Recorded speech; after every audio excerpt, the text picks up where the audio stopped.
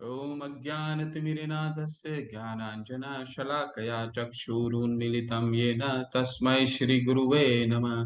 श्रीचैतन्यमनोभीष्टं स्थापितं येन भूतले स्वयं रूपः कदा मह्यं ददाति स्वपदान्तिकं। वन्देऽहं श्रीगुरुं श्रीयुतपदकमलं श्रीगुरुं वैष्णवांश्च श्रीरूपं साग्रजातं सहगना रघुनाथां तं सजीवं साद्वैतं सावधूतं परिजना सहिता कृष्ण चैतन्य देवं श्री राधा कृष्ण पादान सहगना ललिता श्री विशाखावितांश।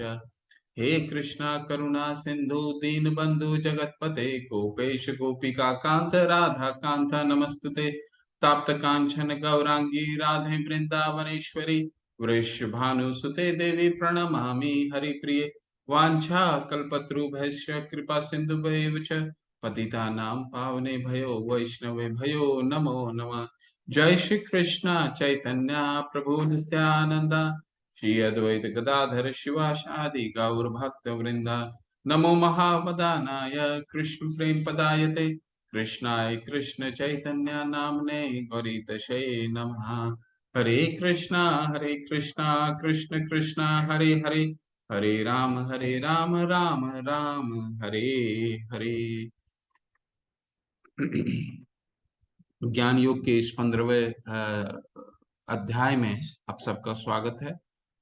और आज हम पढ़ेंगे पुरुषोत्तम योग। पुरुषोत्तम योग बहुत ही महत्वपूर्ण अध्याय है ये। और अगर ये एक छोटा सा अध्याय है, बट देखते हैं अगर पहले समाप्त कर पाया तो आपको थोड़ा सा एक चैतन्य महाप्रभु का शिक्षाष्टकम को इंट्रोड्यूस करता हूं मैं। मतलब वो उन्होंने उन्होंने अपने जीवन में सिर्फ 8 श्लोक लिखे थे।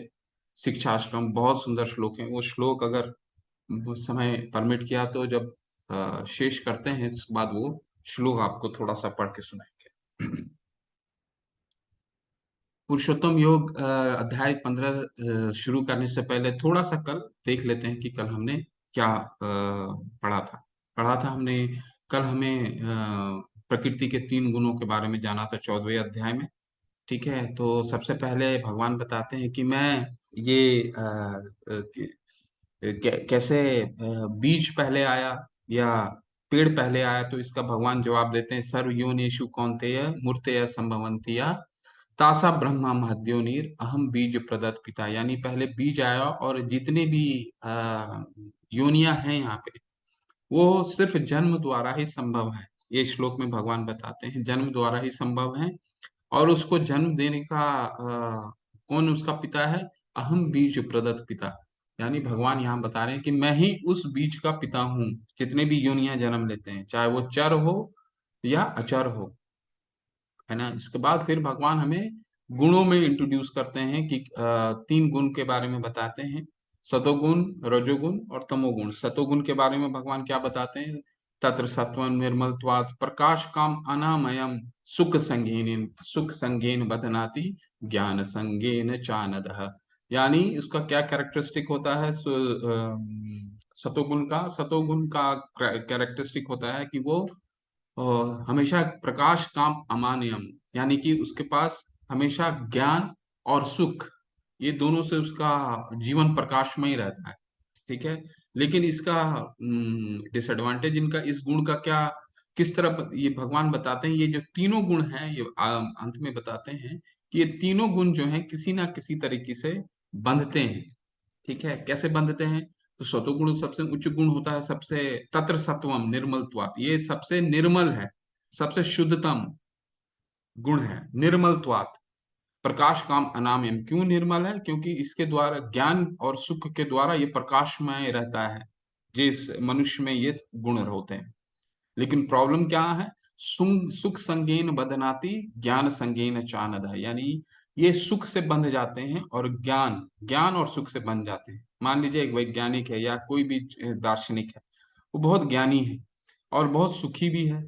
तो वो ये समझने लग जाते हैं कभी कभी, सतोगुण में अगर हैं तो ये समझने लग जाते हैं कि वो उससे श्रेष्ठ किन्हीं के पास ज्ञानी नहीं। और अगले जन्म में ये तो सबसे अच्छा जीवन है, इससे अच्छा जीवन तो हो ही नहीं सकता। यहाँ पे मेरे पास ज्ञान भी है और मैं सुखी भी हूँ। तो अगले जीवन में वही कामना भी करता है वो, तो वही प्राप्त भी करते हैं। तो ये बंध जाते हैं कैसे? ये बंधते हैं ज्ञान और सुख से। इसके बाद भगवान बताए रजोगुणी। रजो में क्या कैरेक्टरिस्टिक दिखाते हैं? रजो राग आत्मकम विद्धिम तृष्णा संग समुद्भवम तत् अब तत् अब तत् निबधनाति कौन्तेय कर्म संगेन देहिनम। यानी रजो राग आत्मकम, ये राग आत्मकम विद्धि तृष्णा संग समुद्भवम, यानी ये दो चीजों का इसको कैरेक्टराइज करता है। दो तरीकों से ये बंधता है। क्या? रागात्मकम, असीमित आकांक्षाएं, इच्छा, लिमिट, इतनी इच्छा है, ठीक है, धन कमाने की इच्छा, परिवार को सुखमय जीवन देने की इच्छा, मतलब जितना आपको चाहिए उससे ज्यादा क्या प्राप्ति की इच्छा, सुख का इच्छा, ठीक है। और कितनी इच्छा होता है? तृष्णा संग समुद्भवन, यानी कि अनलिमिटेड तृष्णा, अतृप्त, मतलब वो तृप्ति कभी उसकी होती ही नहीं, ठीक है।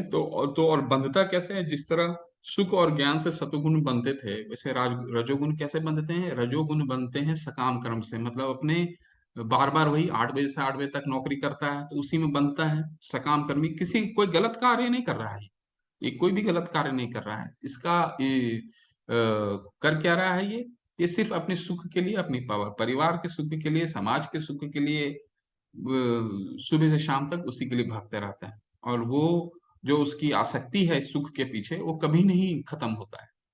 इसके बाद तीसरा गुण बताते हैं तमोगुण। तमोगुण का क्या कैरेक्टरिस्टिक बताते हैं? तमस्तव ज्ञानम जन्म विद्धि मोहनम सर्वदेहिनाम प्रमाद आलस्य निद्रा भी निबधनाति कौन्तेय। यानी ये इसको क्या कैरेक्टराइज करता है? इसको कौन सा चीज कैरेक्टराइज करता है?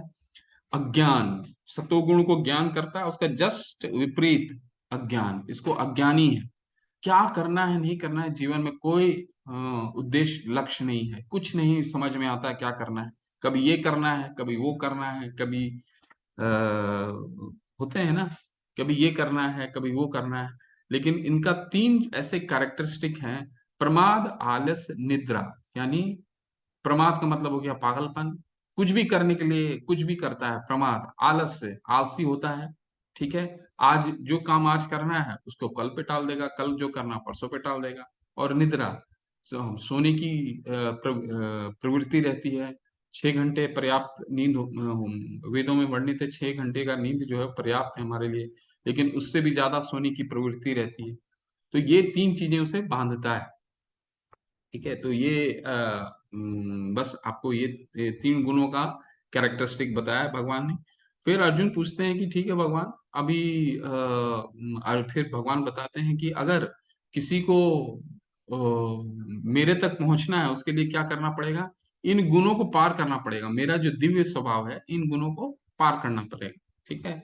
यानी उसके लिए सबसे अच्छा क्या है कि ये दोनों गुण वाले लोग हैं सतोगुण में आ जाए, और सतोगुण से दिव्य गुण तक पहुंचने के लिए आसान हो जाता है। क्यों? क्योंकि अब सतोगुण क्या हो गया, अब मान लीजिए एक एयरपोर्ट ले लीजिए, तो एयरपोर्ट में सतोगुण हो गया वो रनवे हो गया, जहां पर जो फ्लाइट है, जैसे हमने कल स्लाइड दिखाया था ना, फ्लाइट है वो टेक ऑफ कर सकता है। टेक ऑफ कहाँ करेगा? दिव्य गुण के तरफ। तो भगवान का अगर गुण की प्राप्ति करनी है तो सतोगुण में उसका मिनिमम एलिजिबिलिटी की सतोगुण में हमें आना पड़ेगा। तो फिर अर्जुन भगवान से पूछते हैं कि इसको सतोगुण को, ये गुण को पार करने का क्या तरीका क्या है? तो भगवान फिर तरीका बताते हैं। माम चाहियो, अब 26वें श्लोक में, माम चाहियो अव्य विचारेण भक्ति योग न सेवते सह गुणान समतित्तेतान ब्रह्म भूयाय कल्पते। कि अर्जुन तुम एक काम करो, ये यो मेरी भक्ति करो, लेकिन कैसी भक्ति होनी चाहिए? यो अव्य विचारेण, यानी अविचलित भाव से, बिना विचलित हुए, में बिना डिस्टर्बेंस से। ये नहीं कि हमने 6 महीना माला करा, 7वां महीना ब्रेक हो गया, ऐसा नहीं, कंसिस्टेंट और अविचलित भाव से। कुछ भी आपको विचलित ना करता हो, सुख दुख कुछ भी विचलित नहीं करता हो। भक्ति कर रहे हैं, एक समय पे भक्ति कर रहे हैं, वही कंसिस्टेंसी आप लेके चलिए। तो उस भाव से कहाँ होगा? वो गुण को पार करके कहाँ चले जाएंगे? सबसे पहला स्तर में, पहला स्तर कौन सा है? ब्रह्म अवस्था, यानी कि भगवान का जी ज्योति है जो शरीर से कांति निकलती है, ठीक है। तो उस अवस्था में पहुंच जाएंगे। और सबसे अंत में भगवान क्या बोलते हैं, उस जो भगवान जी जो कांति है, वो उसके बारे में भगवान उस अध्याय का अंत करते हैं, क्या बोलते हैं, ब्रह्मणो ही प्रतिष्ठा अहम। ठीक है। ये जो ब्रह्म जो ये तेज है, शरीर की जो कांति, जिसमें आप अविचल भाव से भक्ति करते हुए पहुंचिएगा, वो जो तेज है, वो मेरा ही रूप है, मेरा ही मेरे शरीर से ही कांति आती है। ऐसा भगवान 27वें श्लोक में बता करके फिर 14वां अध्याय शेष करते हैं। ठीक है। अब ये अध्याय जो है पुरुषोत्तम योग बोलते हैं। पुरुषोत्तम का क्या अर्थ हो गया, पुरुष में उत्तम योग। बहुत ही महत्वपूर्ण अध्याय है। तो इसमें एक पहला श्लोक देखिए कितना महत्वपूर्ण है, जब भगवान ने ही स्टार्ट करा है। श्री भगवान उवाच उधर्मूलम अधम शाखम शाश्वत प्राहुर अव्ययम छंदाशी यश प्रणानी यस्तम वेद स वेदविद। भगवान ने कहा जाता है कि एक शाश्वत वृक्ष है, जिसकी जड़ें तो ऊपर की ओर है और शाखाएं नीचे की ओर है, तथा पत्तियां वैदिक स्रोत है। जो इस वृक्ष को जानता है वह वेदों का ज्ञाता है। तो आप कंफ्यूज हो गए होंगे ये कि ऐसा वृक्ष कहाँ मिलता है कि जिसका जड़ ऊपर है, वृक्ष नीचे है। एक छोटा सा कथा बताता हूँ आपको, फिर आप रिलेट करने में, फिर इसका अनुवाद में जाएंगे हम। आप प्रभुपाद जी क्या परपट में लिखते हैं, देखिए। एक कथा है। कथा ऐसा है कि एक राज्य में राज्य की रानी अपनी सहेलियों के साथ तालाब में स्नान करने जाती है। तो स्नान करके जब सारा जो गहना रहता है तालाब के बाहर रख देती हैं। जब स्नान से बाहर आती हैं सारे, रानी जब बाहर आती है तो देखते हैं कि सारा जो उनका ये आभूषण है, वो सारा आभूषण गायब हो गया है। और उसमें उनका एक सबसे प्रिय आभूषण रहता है, वो गले का आभूषण रहता है, गले का ज्वेलरी रहता है, बहुत वो गायब हो जाता है। बहुत ही क्षुब्ध हो जाती हैं, बहुत दुखी हो जाती हैं, और विलाप करते हुए राजा के पास पहुंचती हैं। तो राजा से बोलती हैं कि ऐसा ऐसा हुआ महाराज। तो राजा आश्वासन देते हैं महारानी को कि महारानी आप चिंता ना करें, मैं इससे भी सुंदर, इससे भी अच्छा हार आपके लिए बनवा दूंगा। पर रानी जो थी वो उस हार की, जो खासकर वो जो गले का हार था, उसके प्रति आसक्त हो जाती हैं। बोलती नहीं, ये मेरे सहेली ने दिया था, मुझे तो यही हार चाहिए प्रभु जी, महाराज। तो महाराज बोलते हैं ठीक है, चलिए उपाय निकालते हैं इसका। फिर वो राज्य में घोषणा करवाते हैं कि जो भी महारानी का ये हार, खासकर वो गले का जो हार ला करके दे देगा, उसे 100 स्वर्ण मुद्राएं दी जाएंगी।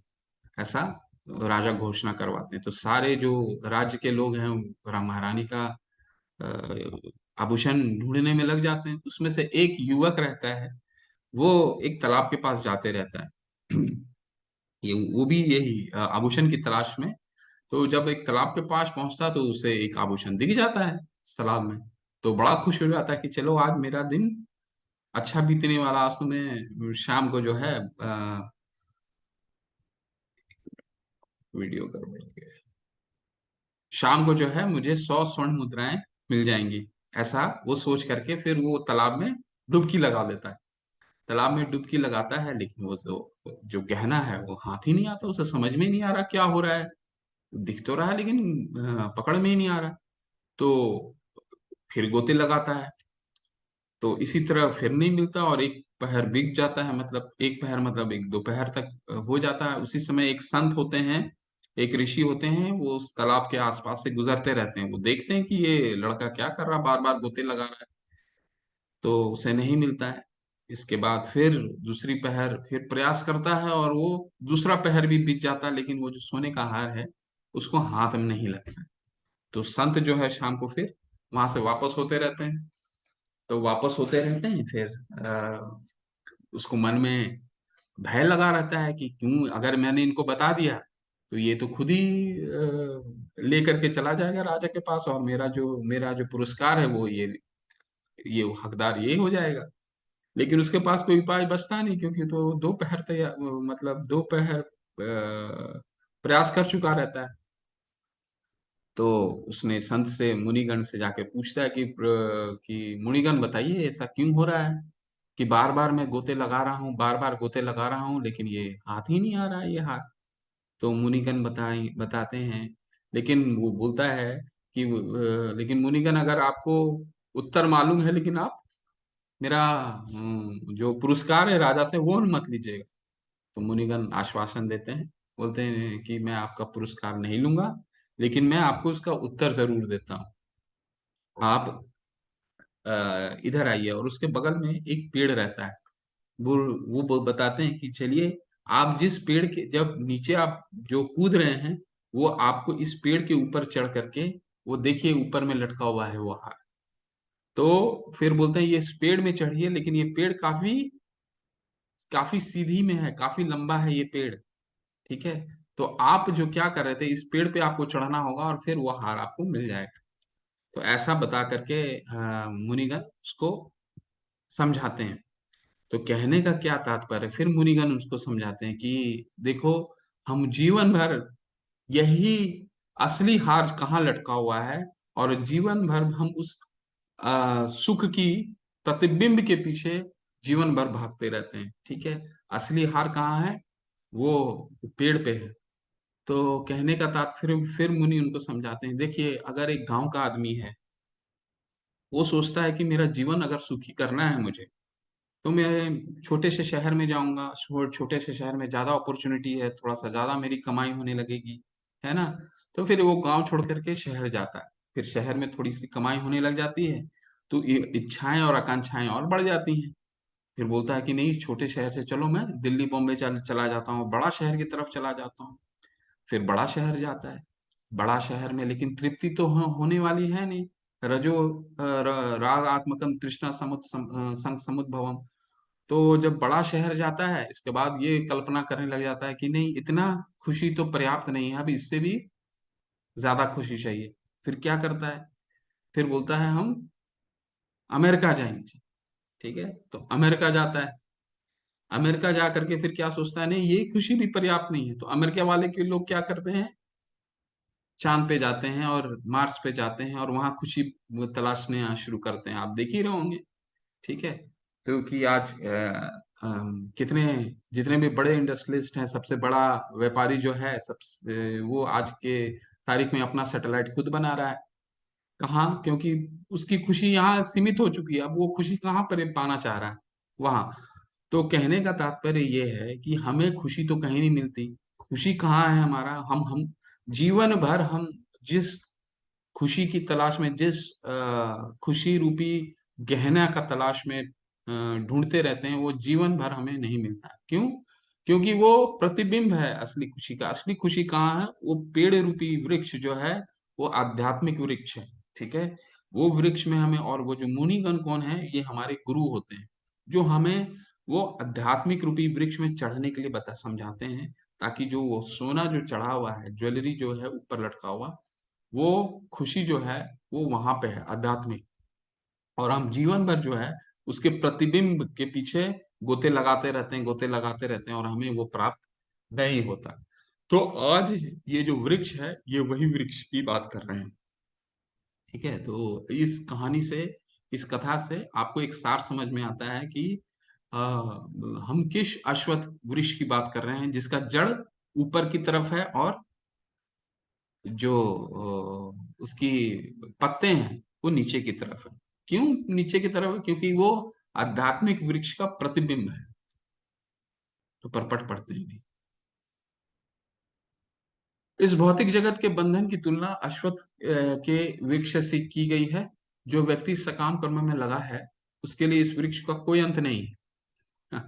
वह एक शाखा से दूसरी में और दूसरी से तीसरी में घूमता रहता है। इस जगत रूपी वृक्ष का कोई अंत नहीं है, और जो इस वृक्ष में आसक्त है, उसकी मुक्ति का कोई संभावना नहीं है। वैदिक स्रोत जो आत्मोन्नति के लिए हैं, वे इस वृक्ष के पत्ते हैं। इस वृक्ष के जड़ें ऊपर की ओर बढ़ती हैं, क्योंकि वे इस ब्रह्मांड के सर्वोच्च लोक से प्रारंभ होती हैं, जहां पर ब्रह्मा स्थित है। ठीक है, यदि कोई इस मोह रूपी अविनाशी वृक्ष को समझ लेता है, तो वह इससे बाहर निकल सकता है। तो इस वृक्ष को और अच्छे से देखते हैं, या इसमें देखने की कोशिश करते हैं। देखिए, ये जो वृक्ष देख रहे हैं आप, इसके जो जड़ है, जितना ऊपर है ये ऊपर के लोग हैं। ठीक है, ऊपर के लोग हैं, ये ब्रह्मा जी, जड़ के में ब्रह्मा जी विराजमान है। और नीचे जो है, नीचे में जितने अधम योनियां, क्योंकि ये जो पत्ते हैं, ये पत्ते आप देख रहे हैं ना इस अश्वत्थ वृक्ष के, ये वैदिक स्रोत है। वैदिक मतलब हमारे वेद शास्त्र हैं। तो इनको हम पढ़ करके बस ऊपर अगर जाएं तो हम हमारा कल्याण होगा, नहीं तो हम ये टहनी जो है, ये इंद्र विषय है, इसको पकड़ पढ़ के नीचे आएंगे तो हमें जानवर का, जितने जानवर हैं भोग योनि है। देखिए, दो योनि होते हैं, हम है कर्म योनि, और जो जानवर हैं पशु योनि जो है वह है भोग योनि। वो भोगने के लिए आए हैं, उनका कार्य ही है भोगना। ठीक है, तो जितना हम इंद्र विषय के चक्कर में फंसेंगे, वो हम नीचे ये हम नीचे की, वृक्ष के नीचे की ओर आएंगे। और जितना वेद और शास्त्रों का अध्ययन करेंगे, हमारा जो गंतव्य है वो जड़ की ओर है, जो ब्रह्मा और उच्च लोकों की तरफ है। ठीक है, ये ऐसा, इसको समझने की इस तरह से कोशिश कीजिए। ठीक है, और क्या बता रहे हैं यहाँ पे, शाखाएं जो हैं, ठीक है, पत्तियां पेड़ हैं और पत्तियां वैदिक स्रोत हैं। तो इसको इसी तरह से, और ब्रह्मा जी की जब आपकी प्राप्ति हो जाएगी सतोगुण, तो यहाँ से फिर आप भगवान की गोलोक धाम का आप दर्शन कर सकते हैं, जा सकते हैं, बशर्ते उसका उस पहुंचने का क्या तरीका है वो अगले श्लोक में बताते हैं। ठीक है, हम जितने इंद्र तृप्ति में फंसते जाएंगे, हम उतने ही ये पेड़ के वृक्ष के नीचे जाते जाएंगे, और वो वृक्ष जितना नीचे है और गहरा होते जाएगा, क्योंकि फंसते जाएंगे हम, है ना।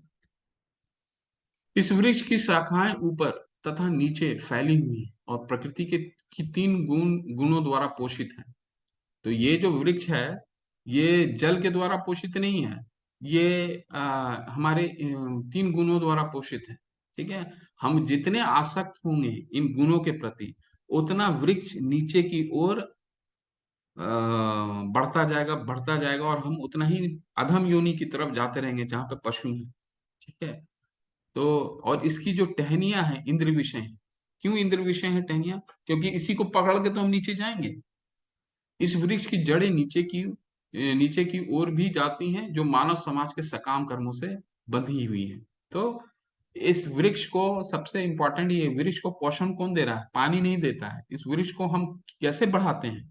क्योंकि ये प्रतिबिंब है, बस इसको, इमेजिनरी है, ये प्रतिबिंब है, प्रतिबिंब है। ये वृक्ष गहरा कब होते जाता है?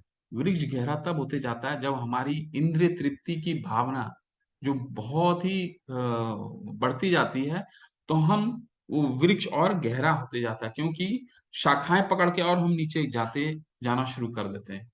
ठीक है ना, ऐसा समझने की कोशिश कीजिए इसको। ये देखिए, ये जो जड़ है, ये जड़ है ऊपर है, और ये जो इसकी शाखाएं हैं और पत्तियां हैं, ये नीचे की ओर है। तो हम जितना इंद्रिय तृप्ति में फंसेंगे, वो और नीचे की तरफ जाते रहेंगे, हमारे ऊपर आने की फिर चांसेस और कम होते जाएगा। इसीलिए जो पत्ते हैं वो वैदिक स्रोत हैं, उसका हमें अध्ययन करना जरूरी है। चलिए, अब आगे बढ़ते हैं। अब इसका भगवान निवारण बताएंगे कि इससे, इस पेड़ को काटा कैसे जाए। तो इस वृक्ष के वास्तविक स्वरूप का अनुभव इस जगत में नहीं किया जा सकता। कोई भी नहीं समझ सकता कि इसका आदि कहाँ है, अंत कहाँ है, या इसका आधार कहाँ है। लेकिन मनुष्य को चाहिए, देखिए कितना सुंदर से भगवान समझाते हैं एक प्रतिबिंब को, एक पेड़ का प्रतिबिंब लेकर के भगवान समझा रहे हैं हमें। लेकिन मनुष्य को चाहिए कि इस दृढ़ मूल वाले वृक्ष को विरक्ति के शस्त्र काट गिराए। तो कैसे काटना है? हमारे कुल्हाड़ी कौन सा होगा हमारे को, वृक्ष को, जो इंद्रिय, जो ये शाखाएं बन रही हैं हमारी, ये शाखाएं तो इमेजिनरी शाखाएं हैं, ये तो कोई असली की शाखाएं नहीं है। तो शाखाएं कैसे काटिएगा? कि अपनी जो इंद्र भोग की, जो जितना आप उससे आसक्ति हटाते जाइएगा, उतना ही आपका वो जो इंद्र विषय जो टहनियां हैं वो कटते जाएंगी। तत्पश्चात उसे ऐसे स्थान की खोज करनी चाहिए जहां जाकर लौटना ना पड़े, जहां उसे भगवान की शरण ग्रहण कर ली जाए, जिससे अनादिकाल से प्रत्येक सूत्रपात तथा विस्तार होता आया है। लेकिन ये हम करेंगे कैसे? इस शाखाओं को विरक्ति से काटेंगे कैसे? विरक्ति क्या है? हमें भौतिक जो हमारी इंद्रिय तृप्ति की लालसा है, उसको उससे आसक्ति हमारी घटानी है। वही विरक्ति है। वो कैसे होगा? प्रामाणिक गुरु के शरण में जाना होगा, हमारे भगवान का श्रवण करना होगा, भगवान का कीर्तन करना होगा, ठीक है। भोग अर्पण करके प्रसादम ग्रहण करना होगा, सारे कार्य कृष्ण भावनामृत में करना होगा, ना कि अपनी चेतना को भोग और इंद्रिय तृप्ति में लगाना होगा।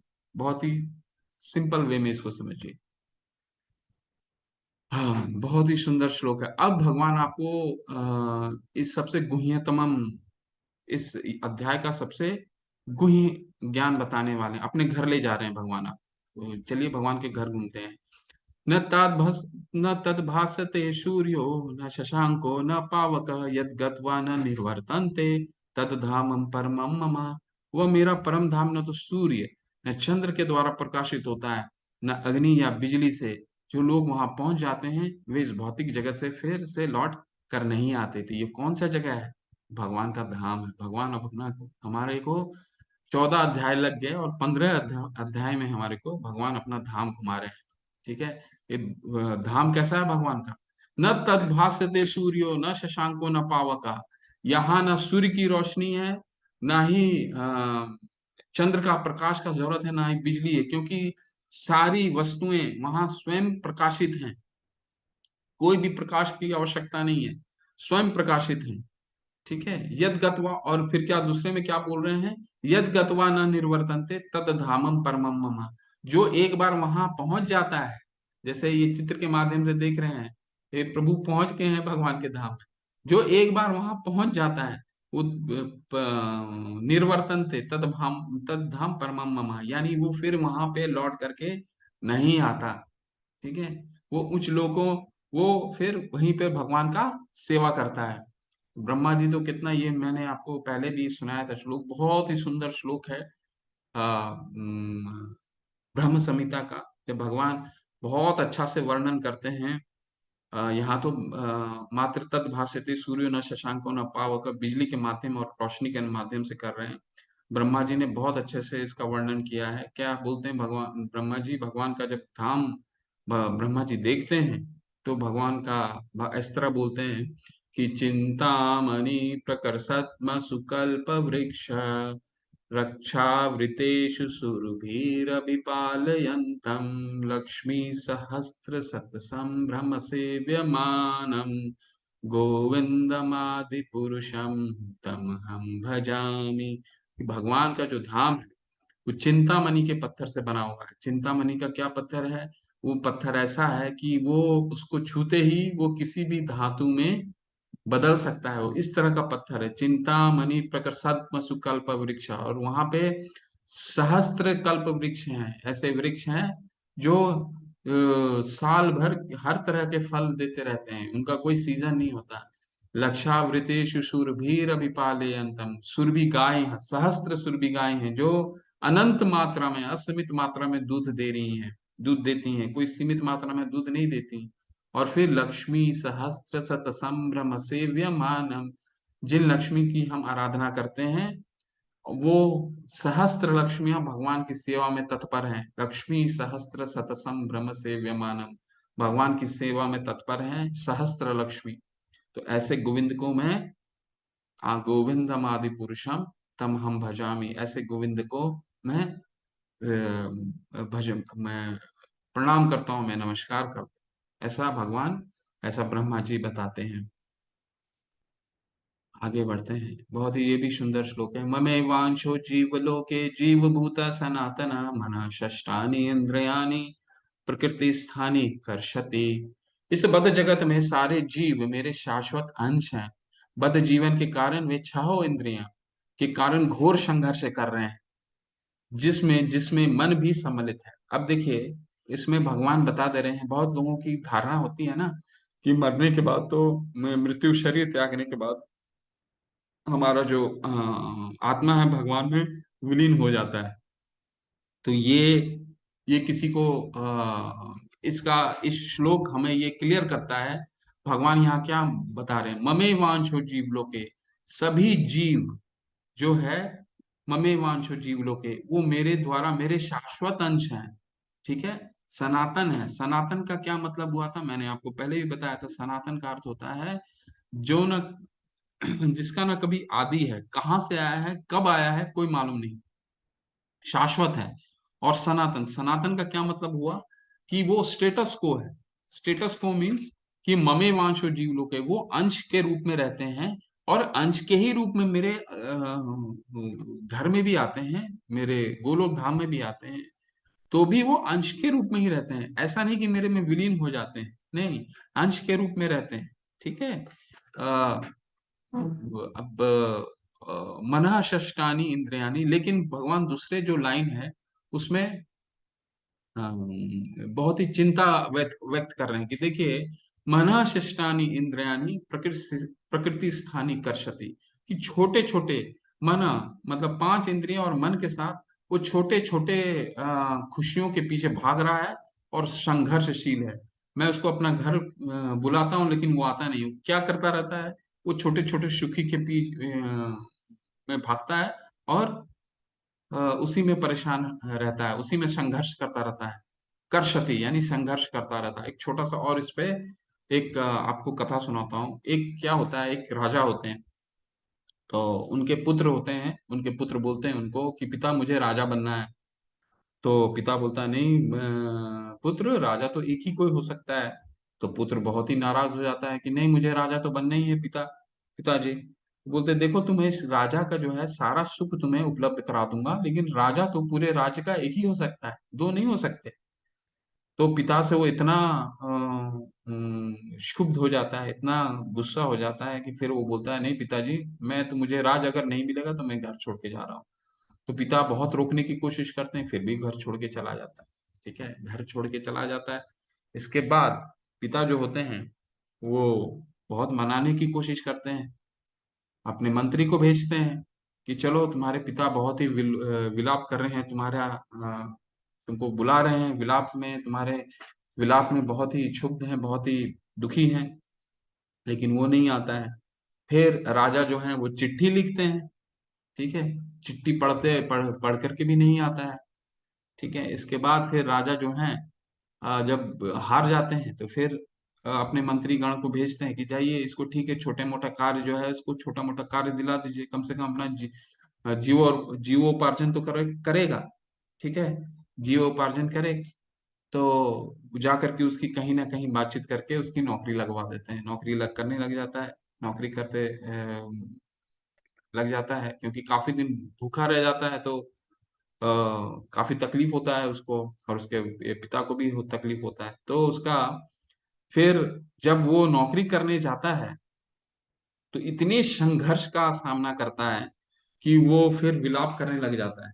विलाप करने लग जाता है और सोचता है कि मेरे पिताजी ने कितने, मैं जब घर में था तो कितना सुखी था, घर से बाहर आया, क्यों घर से बाहर आया, कि मैं अपना खुद वर्चस्व बनाऊंगा, अपना सब कुछ खुद ही करूंगा। लेकिन मिला क्या अंत में, दुखी मिला, संघर्ष मिला। तो फिर क्षुब्ध होकर के सोचने लगता है क्या मैं अपने पिता के पास जा सकता हूँ वापस। ठीक है, तो फिर पिता वो बहुत डरे और सहमे जो हैं, पिता के पास जाते हैं, और पिता जो होते हैं राज के बाहर दोनों हाथे खोल खोल करके खड़े रहते हैं पुत्र के लिए, और दोनों, फिर पुत्र जो है पिता के गले लग जाता है।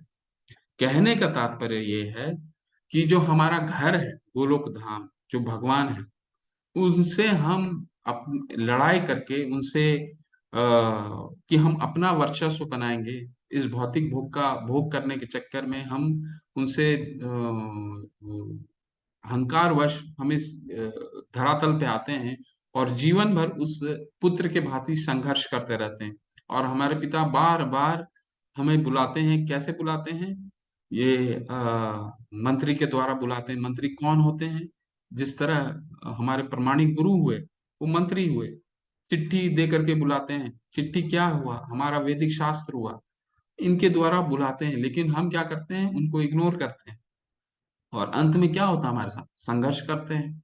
छोटी छोटी खुशियों के पीछे भागते रहते हैं।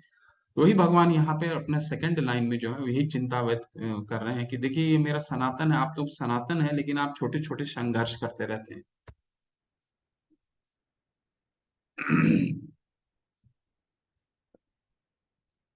शरीरम यत अवाप्नोति यच चपि उत्क्रमाति ईश्वर गृहत वैतानि संयाति वायुर्गंधान इव आशयात। इस संसार में जीव अपनी देहात्म बुद्धि को एक शरीर से दूसरे में उसी तरह ले जाता है जिस प्रकार वायु सुगंध को ले जाता है। इस प्रकार वह एक शरीर धारण करता है और फिर इसे त्याग कर दूसरा शरीर धारण करता है। तो हमने तो ये दूसरे अध्याय में भी पढ़ा था ना, देहिनो अस्मिन यथा देहे कौमारम यौवनम जरा तथा देहांतर प्राप्ति धीरस्तस्त्र न मुह्यति। कि ये जो आत्मा है इस शरीर का निरंतर देहांतरण करता रहता है, लेकिन इसके जिम्मेदार भी हम ही रहते हैं।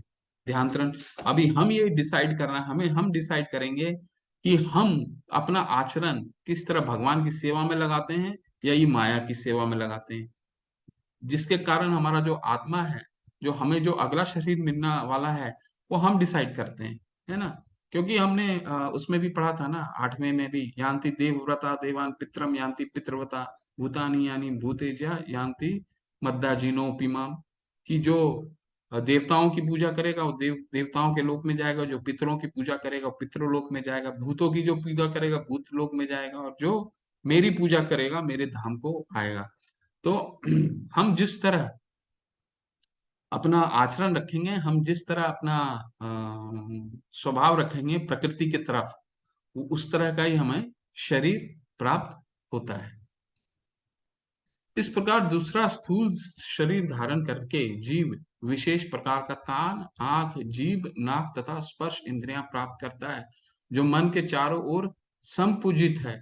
इस प्रकार वह इंद्रिय विषयों के एक विशिष्ट समुच्चय का भोग करता है। तो देखिए, कहने का उदाहरण मैं देता हूँ। देखिए, हमारा जो आत्मा है वो भी बहुत, जो हमारी चेतना है वो कितना शुद्ध है, लेकिन चेतना क्या गड़बड़ कहाँ होता है कि जिस तरह जो जितना भी जल है, पानी है, अब नदी का जल समझिए, नदी का जल कितना स्वच्छ होता है।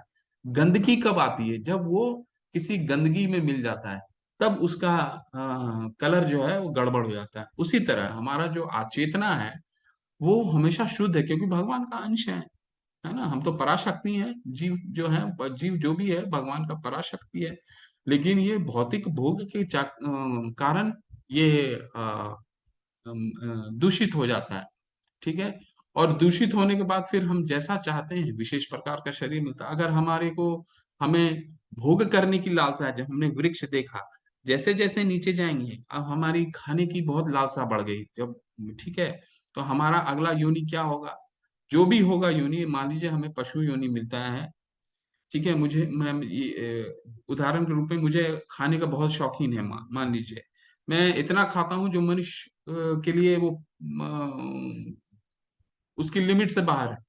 तो हमें मालूम है अगला योनि जो है वो भगवान ऐसा ही योनि देंगे जो इसमें हम अपने इस इच्छा को पूर्ति कर सकें, ठीक है।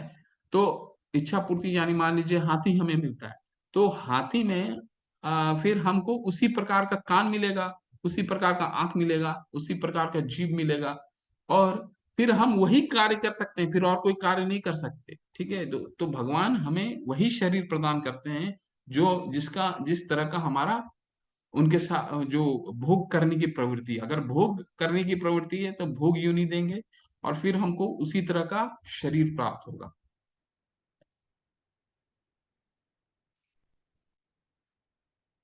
उत्क्रामांत स्थिम वापि भुंजाना वा गुणावितम विमूढ़ा नानुपुष्यन्ति पश्यन्ति ज्ञान चक्षुषा। मूर्ख ना तो समझ पाते हैं कि जीव किस प्रकार अपना शरीर त्याग कर सकता है, ना ही वे ये समझ पाते हैं कि प्रकृति के गुणों के अधीन वह किस तरह से शरीर का भोग करता है। लेकिन जिसके आंख ज्ञान से प्रशिक्षित होती हैं वह यह सब देख सकता है। तो भगवान ये अगले 2 श्लोकों में ये बताएंगे कि आत्मा का जो देहांतरण है कौन देख सकता है और कौन नहीं देख सकता है।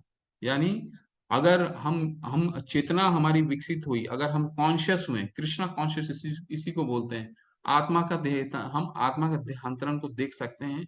यानी हमें अगला योनि क्या मिलने वाला है, अगर ये हमें इस पे हम अगर कोशिश करते हैं, तो ये 11 ये यही बताने की कोशिश कर रहे हैं इसमें कि अ, जो मूर्ख है वो समझता है कि ये जीवन जो मिला है भोग करने के लिए मिला है, जीवन नहीं, जिंदगी ना मिलेगी दोबारा। ठीक है ना, ऐसा बहुत लोगों का रहता है ना कि, और आज के तारीख में तो कितने लाइफस्टाइल कोच हैं। लाइफस्टाइल कोच क्या हमें सिखाते हैं, जीवन कैसे जीना है।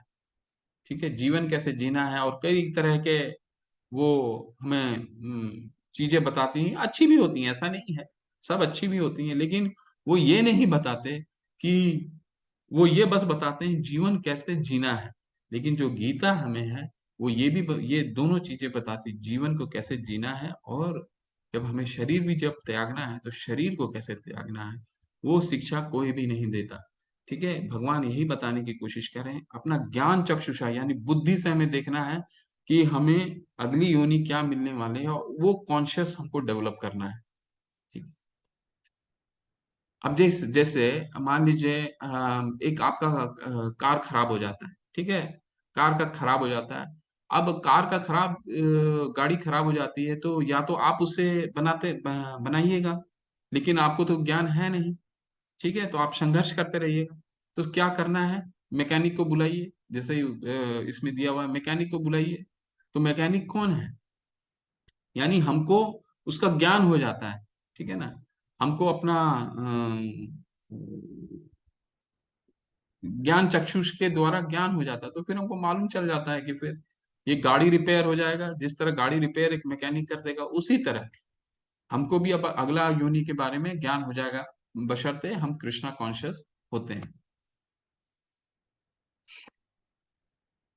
आत्म साक्षात्कार को प्रयत्नशील योगी जन यह स्पष्ट रूप से देख सकते हैं, लेकिन जिनके मन विकसित नहीं है और जो आत्मा साक्षात्कार को प्राप्त नहीं है, वे प्रयत्न करके भी यह नहीं देख पाते कि क्यों, कि क्या हो रहा है। तो ये हम कैसे कर सकते हैं, वही मैंने चर्चा करा आपको।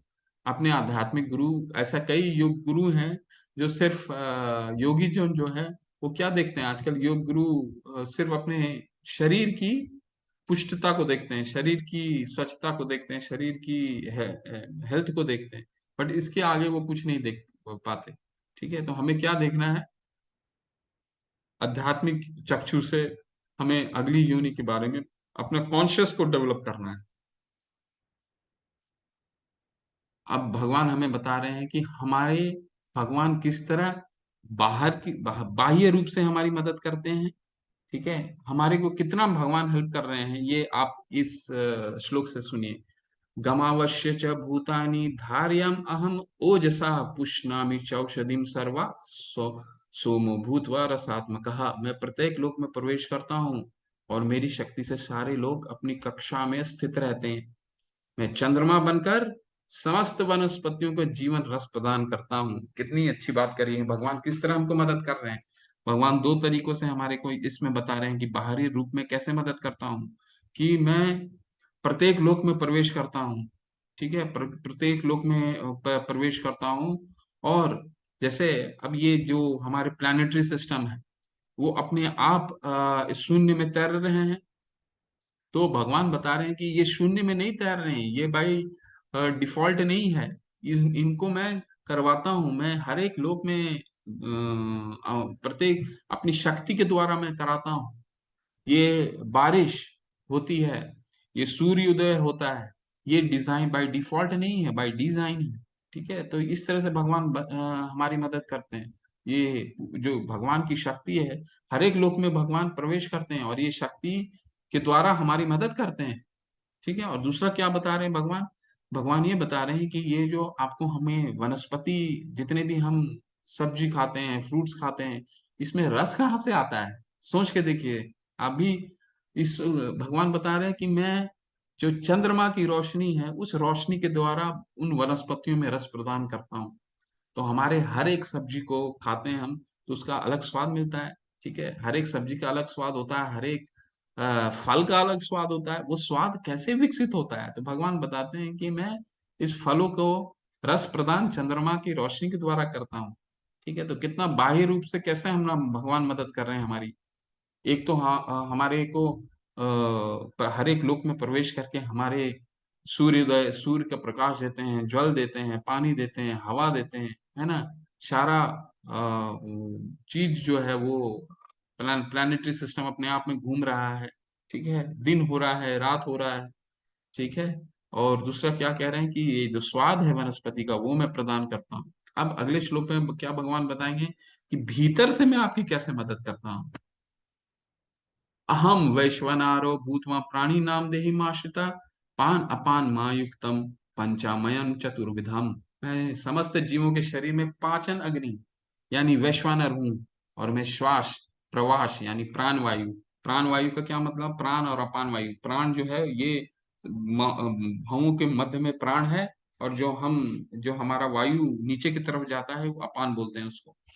में रहकर चार प्रकार के अन्न को पचाता हूँ। यानी कि भगवान भीतरी रूप से कैसे हमारी मदद कर रहे हैं कि भीतरी रूप से भगवान हमारा जो खाद्य है, खाने का जो शक्ति है, जो खाना हम लोग खाते हैं उसको पचाते भी भगवान है।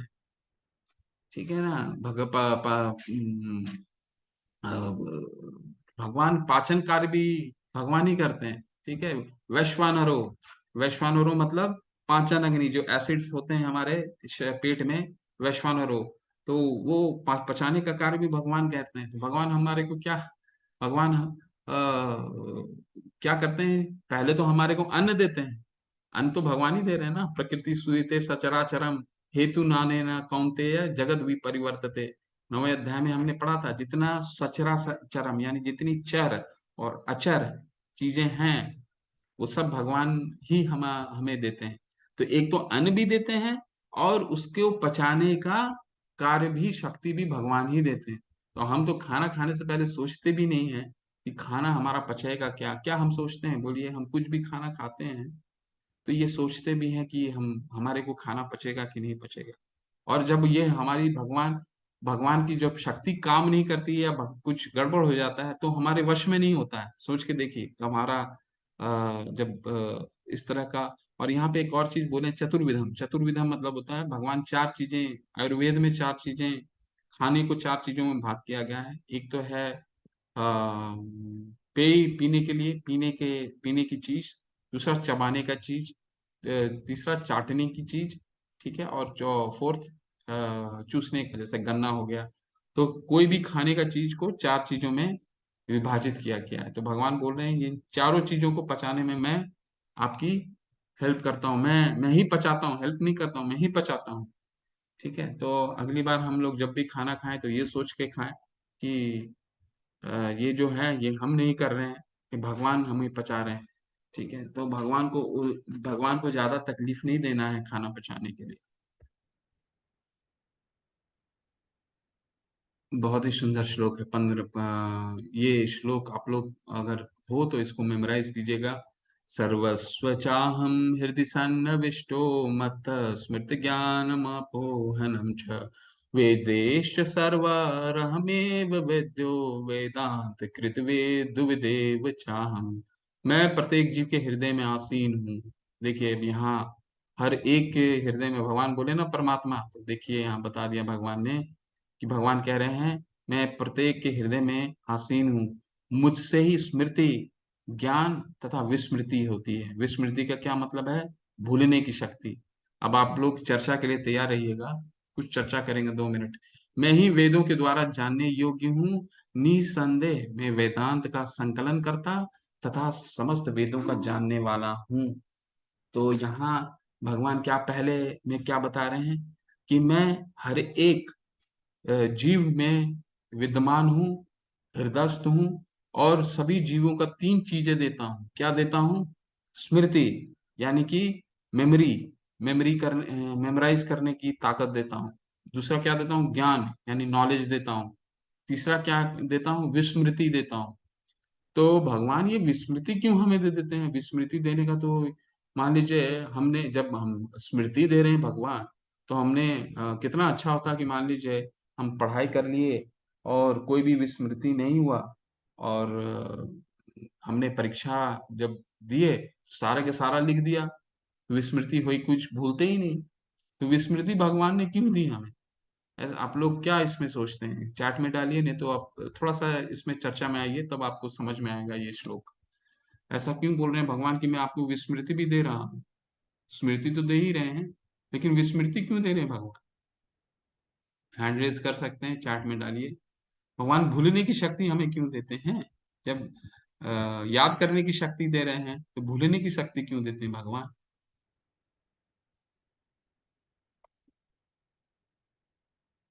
पार्टिसिपेट कीजिए आप लोग सारे। कोई पास और फेल नहीं होता। भगवान बता रहे हैं ना कि भक्ति में कोई पास फेल नहीं होता। आप लोग जरूर पार्टिसिपेट कीजिए। प्रभु जी जब लोग नॉनवेज खाते हैं तो भगवान उसको कैसे पचाते होंगे? इसीलिए तो बोलते हैं, गलतियों को भुलाकर जीवन में आगे बढ़ने के लिए। मानस प्रभु जी ने तो करीबन करीब ठीक ही दिया है उत्तर। फिर भी और लोग पार्टिसिपेट कीजिए। आप लोग बहुत ही सोच के देखिए, बहुत ही अच्छा चीज भगवान ने बोला है कि मैं आपको स्मृति भी देता हूँ, ज्ञान भी देता हूँ, और विस्मृति, सब कुछ याद रखने से गड़बड़ हो सकता है। हमारे जीवन में जो भी बुरा वक्त आया, हम उसे भूल सकें। जी, स्मृति रहने से प्रभु जी, प्रभु की भक्ति कर सकते हैं। स्मृति तो ठीक ही, साक्षी माता जी, स्मृति तो अच्छा चीज है, लेकिन विस्मृति भी दे रहे हैं ना भगवान साथ में। अगर भूलने की शक्ति नहीं देते तो हम लोग एग्जाम वगैरह कितने अच्छे से पास हो जाते, जो पढ़ते सारे के सारे लिख के आ जाते। है ना? तो लेकिन ये विस्मृति के कारण तो आदमी एग्जाम में भूल जाते हैं सारा का सारा। हरे कृष्ण प्रभु जी, दंडवत प्रणाम।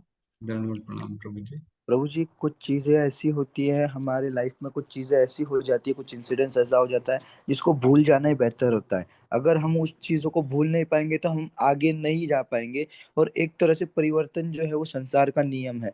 इसलिए प्रभु ने हमें विस्मृति दी है कि हम चीजें भूल सके, जो हमारे लाइफ में जो चीज, मतलब जो घटित हुआ है, जो हम नहीं चाहते थे फिर भी वो हो चुका। अब हम उसे बदल तो नहीं सकते, पर हम उसे वो चीज भूलकर हम आगे बढ़ सके जीवन में, और प्रभु की शरणागति प्राप्त कर सके। इसलिए प्रभु ने हमें भूलने की भी जो एक शक्ति दी है, कि हम जो पिछला हो चुका, जो नहीं होना चाहिए था, वो बुरी चीजें हो चुकी, हम उसे भुलाकर आगे नई चीजों की ओर बढ़ सकते हैं। और अगर हम भूलेंगे नहीं तो हमारा जो जीवन का संतुलन है वो बिगड़ सकता है प्रभु जी। बिल्कुल, हरि बोल, सब में हरी बोल। अच्छा। जूली माता जी भी अच्छी बोल रही, कुछ बुरी चीजें होती हैं जिनका भूलना जरूरी है। बिल्कुल बिल्कुल माता जी, हरे कृष्ण। आप सभी लोग अच्छा पार्टिसिपेट किए। आप लोग सभी ने सही उत्तर यही है जो आप लोगों ने दिया, विस्मृति। क्योंकि हमारे जीवन में कई ऐसे अप्रिय घटनाएं हो जाती हैं, किसी का कोई हमारे प्रिय लोग को कोविड कोरोना में कई लोग के परिवार के साथ बहुत ही दुखद घटना भी हुई, तो छोड़ के चले जाता। अगर हमारे को भगवान विस्मृति नहीं देंगे तो कई लोग आज के डेट में डिप्रेशन का शिकार होते हैं। वो क्यों है? क्योंकि वो कुछ चीजों को भूल नहीं पाते। भगवान ने ये गुण भी हमारी जीवन के लिए दिया है, विस्मृति। ठीक है, तो आप लोगों ने सही इसको उत्तर दिया। मैं ही वेदों के द्वारा जानने योग्य हूँ। देखिए, तीन भगवान बता रहे हैं, वेदों को जानने वाला भी मैं हूँ, वेदों को लिखा भी मैं हूँ। कैसे मैं भगवान लिख दिए? व्यासदेव जो है भगवान के, व्यासदेव द्वारा सारा वेदों का संरचना हुआ, तो व्यासदेव भी भगवान के ही सत्तावेश अवतार हैं। वो तो भगवान ही है। तो उनके द्वारा उन्होंने अपना ये वेदों का संकलन करा। ठीक है, और भगवान कह रहे हैं कि वेदों का जानने वाला भी मैं हूँ, वेदों का उद्देश्य भी मैं हूँ, और वेदों का संकलन करता भी मैं हूँ। ठीक है, तो हम लोग वेदों का अध्ययन भी कर रहे हैं। तो क्यों करते हैं? सिर्फ भगवान को जानने के लिए करते हैं, है ना?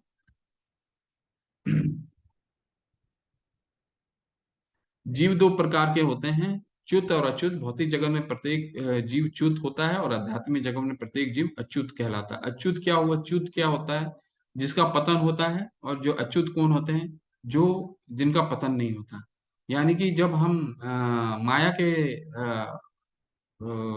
प्रभाव में रहते हैं, तो हमारा पतन निश्चित है। मतलब हमारा कोई भी पोजीशन जो है परमानेंट नहीं होता, शाश्वत नहीं होता। लेकिन वही अगर हम भगवान के आध्यात्मिक हो जाते हैं, तो हम भगवान के साथ परमानेंट हो जाते हैं। कैसे? अब मान लीजिए आप समझिए, एक स्टूडेंट है, तो जीवन भर के लिए स्टूडेंट नहीं रहेगा, फिर उसको नौकरी लगेगा। ठीक है। अब एक नौकरी पेशा है, वो एक पोजीशन पे जीवन भर नहीं रहेगा, फिर वो बॉस बनेगा।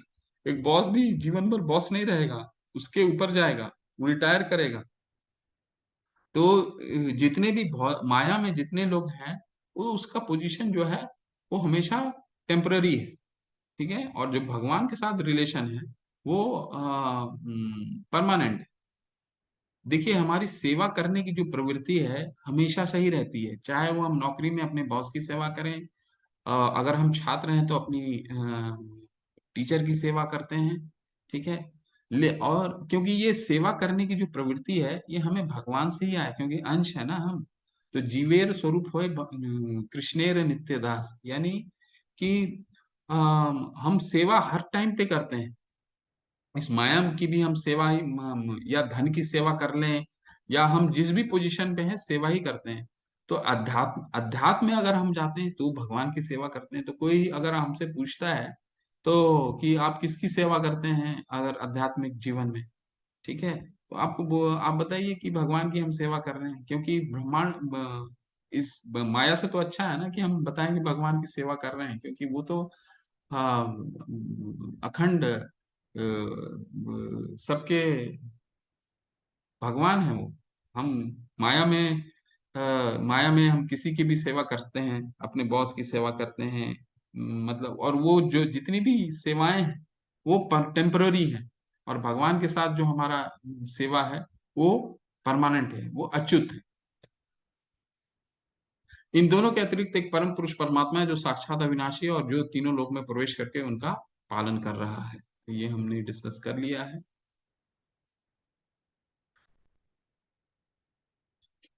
यस्मात् अक्षरम इति तो अक्षरम अदापि चोतमः अतो अस्मि लोक वेदे च प्रथित पुरुषोत्तम। अब भगवान बता रहे हैं कि वो पुरुषोत्तम है। चूंकि मैं क्षर तथा अक्षर दोनों के परे हूँ और चूंकि मैं सर्वश्रेष्ठ हूँ, अतएव मैं इस जगत में तथा वेदों में परम पुरुष के रूप में मैं विख्यात हूँ।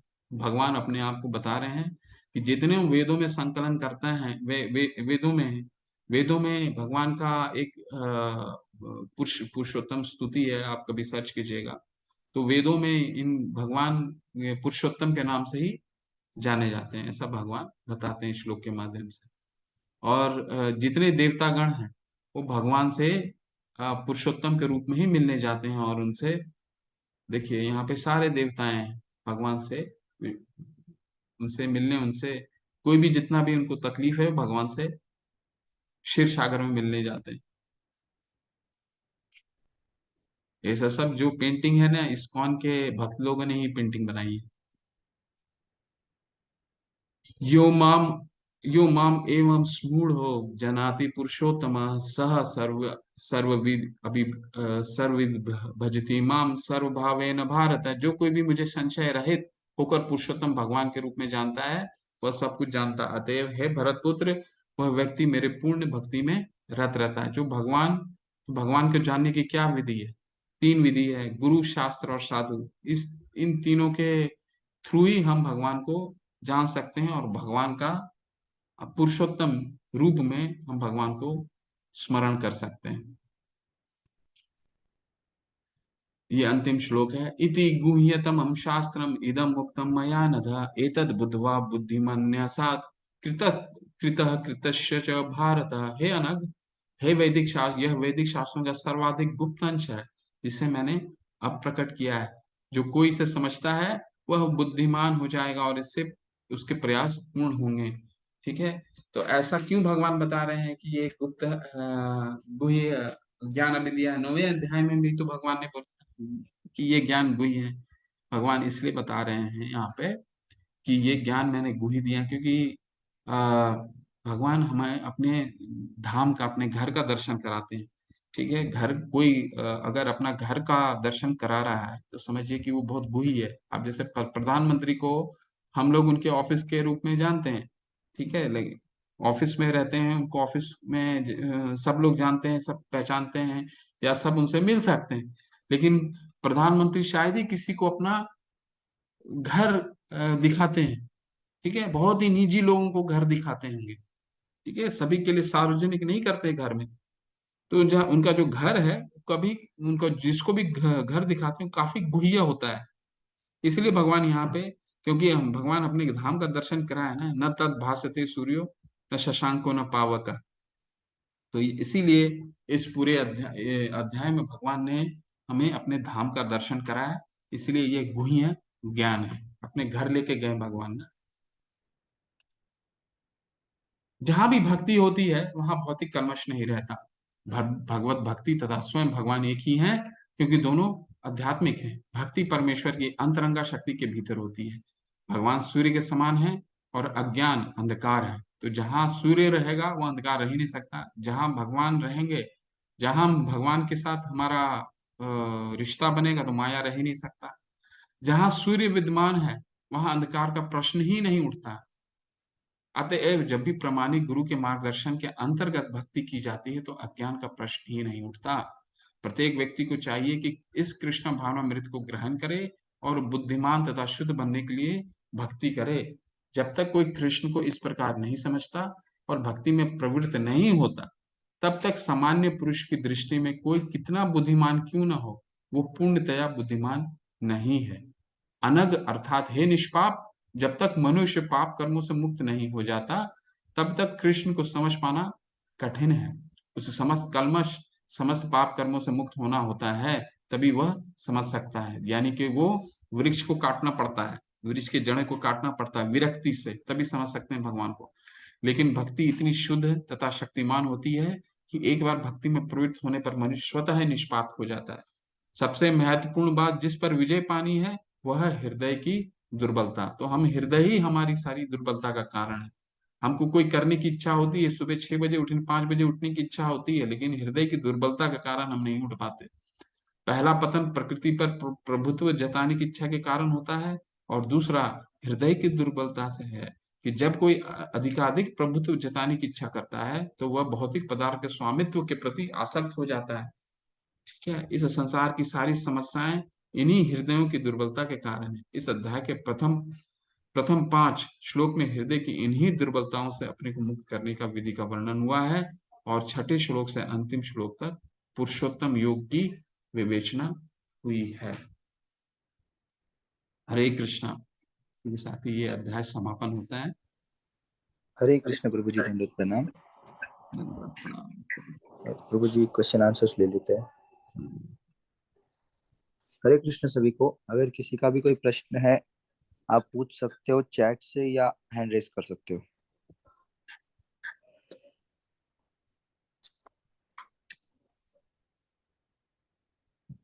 प्रभु जी, स्नेहा शाह माता जी ने पहले ही पूछा है, लेकिन बुरी चीजें तो बहुत महत्वपूर्ण चीजें सिखा कर जाती है, तो उन्हें भूलना क्यों है?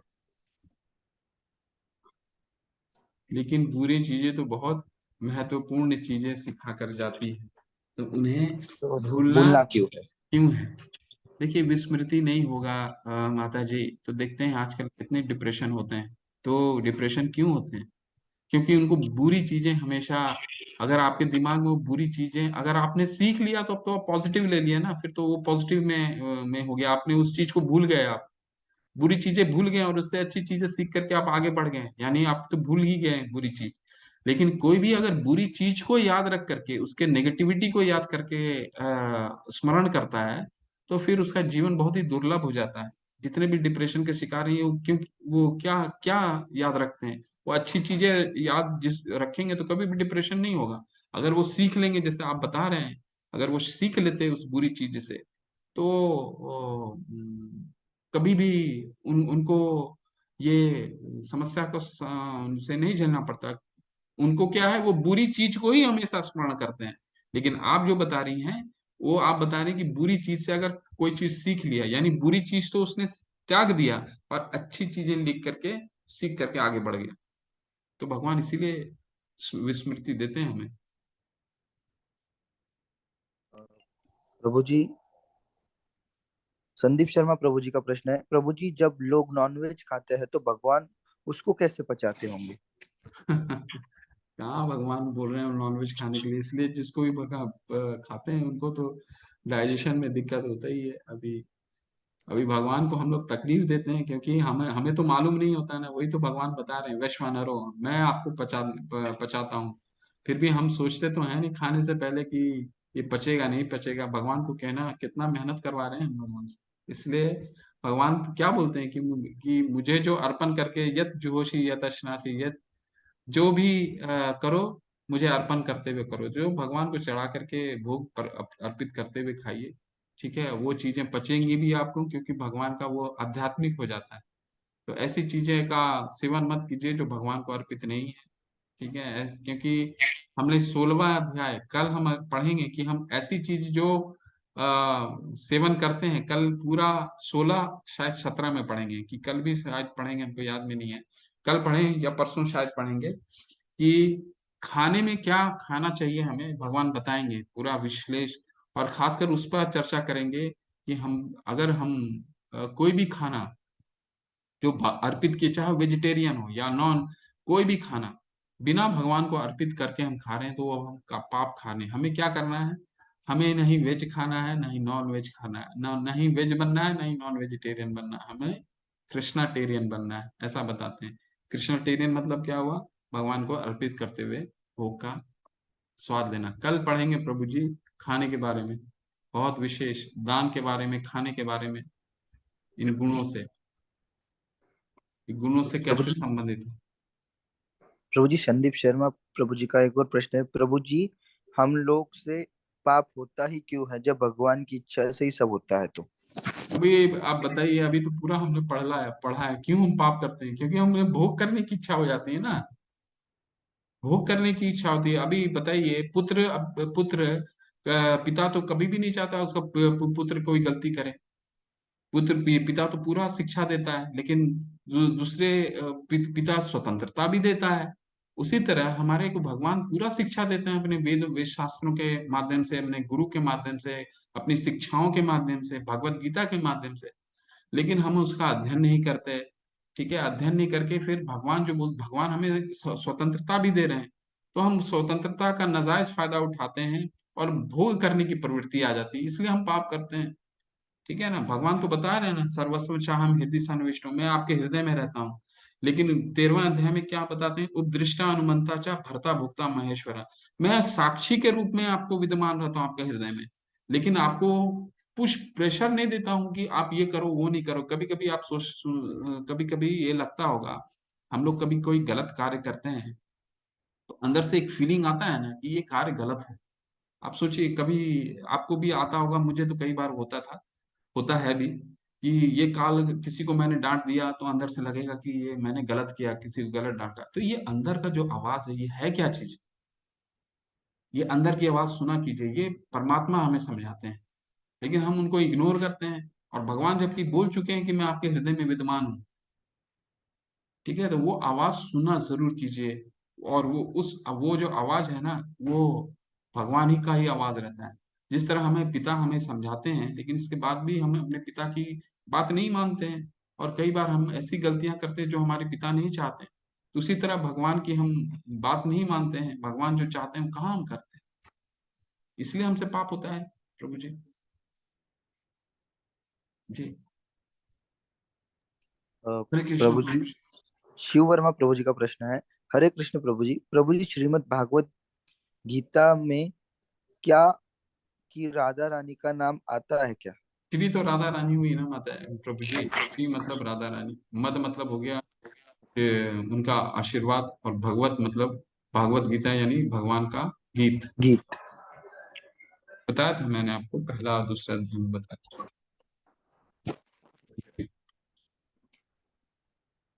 प्रभु जी, अमरजीत कुमार पांडे जी ने हैंड रेस किया है, उनका कोई प्रश्न है प्रभु जी का? हाँ। हरे कृष्णा अमरजीत प्रभु जी, अनम्यूट कीजिए। हरे कृष्णा प्रभु जी। हाँ, हरे कृष्ण बोलिए। मेरे प्रश्न यह था कि पुरुषोत्तम योग का अर्थ क्या था प्रभु जी, थोड़ा सा पुरुष एक्सप्लेन करिए। पुरुष में उत्तम, भगवान पुरुषोत्तम का मतलब हो गया पुरुष में उत्तम, मतलब भगवान को सभी पुरुषों में उत्तम समझिए, यही है। एकदम सामान्य रूप में अगर समझना है इसको, तो भगवान जो है वो तो पराशर मुनि ने दिया ना, भगवान तो स्वयं भगवान नहीं बोलते हैं। भगवान ने कभी भी अपने आप को भगवान नहीं बोला, पराशर मुनि ने डिफाइन किया भगवान को, लेकिन भगवान अपने आप को क्या बोलते हैं? मैं सभी पुरुषों में उत्तम हूँ।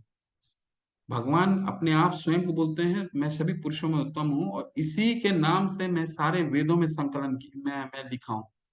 तो पुरुषोत्तम का मतलब है भगवान का, भगवान स्वयं को सभी पुरुषों में उत्तम बताते हैं सारे वेदों में। ठीक है, यही पूरा अध्याय जब पढ़ेंगे लास्ट के, उन्होंने यही बताया कि मैं आपका बाहर कैसे मदद करता हूँ। देखिए, बाहर से मदद करता हूँ, सारे प्लानिटरी सिस्टम को अपनी जगह में रखता हूँ, और हर एक जगह में अंदर जा जा करके आपकी हमारी कितनी मदद करते हैं। तो ये कोई सामान्य मनुष्य कर सकता है क्या? ये तो वही कर सकता है जो पुरुष में उत्तम है। ठीक है, ऑटोमेटिक कुछ नहीं है, हमें बारिश देते हैं, हमें हर प्लानिटरी सिस्टम हर एक कण में घुस करके अपनी शक्ति के द्वारा हमें सुविधा प्रदान करते हैं। फिर क्या करते हैं? चंद्रमा की रोशनी से वनस्पति में रस प्रदान करते हैं ताकि हम उसका रस का आस्वादन ले सकें। फिर क्या करते हैं? फिर करते हैं हमें हमारे जो अन्न देते हैं, अन्न क्या, अन्न जो होता है सुयते सचराचरम, वो भी भगवान ही देते हैं। अन्न को पचाने की शक्ति भी भगवान देते हैं। तो भगवान हमारा कितना मदद कर रहे हैं, वो सामान्य मनुष्य नहीं कर सकता, वो तो पुरुष में उत्तम ही लोग कर सकते हैं। तो भगवान अपनी शक्ति का व्याख्या कर रहे हैं कि ये मैं इस तरह करता हूँ। तो इसीलिए ये योग, ये जो अध्याय है, इसका नाम है पुरुषोत्तम योग। जी।